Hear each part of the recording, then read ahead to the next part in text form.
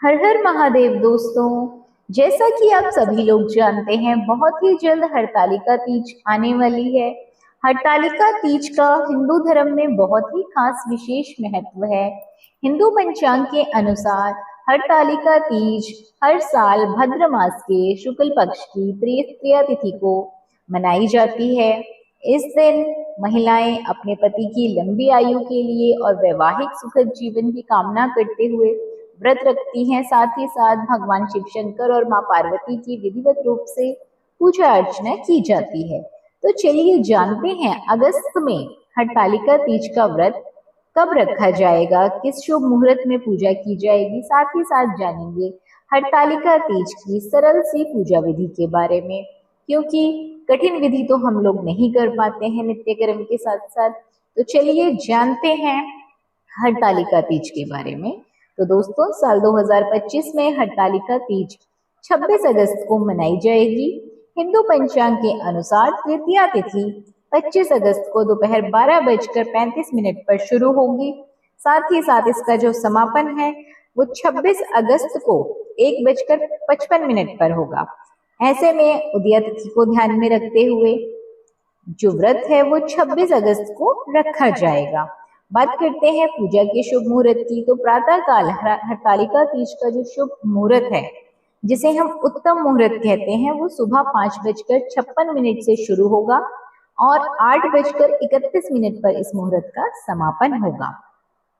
यदि कोई व्यक्ति अन्य मुहूर्त में पूजा करना चाहता है तो अभिजीत मुहूर्त सुबह 11:57 से शुरू होगा, दोपहर 12:48 तक रहेगा। विजया मुहूर्त दोपहर 2:31 से शुरू होगा, 3:23 तक रहेगा।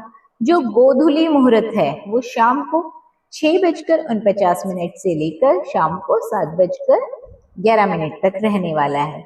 जान लेते हैं हरतालिका तीज की सरल सी पूजा विधि के बारे में। तो सुहागिन स्त्रियों को व्रत रखना है, स्त्रियों को सूर्योदय से पहले उठना है, साथ ही साथ नहा धोकर स्वच्छ वस्त्र धारण करने हैं। अब मिट्टी से भगवान शिव और मां पार्वती की प्रतिमा बनानी है, साथ ही साथ गणेश भगवान की प्रतिमा भी अवश्य बनाएं।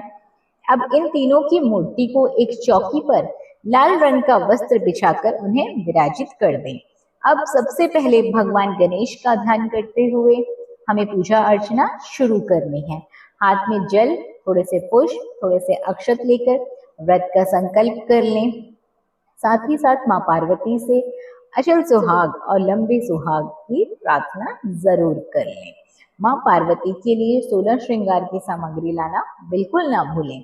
आपको जिस प्रकार से हम धूप दीप दिखाते हुए पूजा करते हैं उस प्रकार से पूजा करनी है।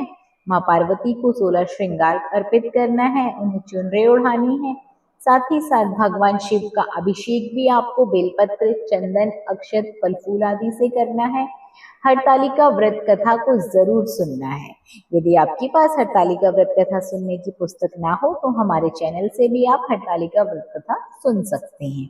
हमारे चैनल पे सभी प्रकार की व्रत त्योहार की जानकारियां दी जाती हैं, साथ ही साथ व्रत कथाएं भी नित्य रूप से सुनाई जाती हैं।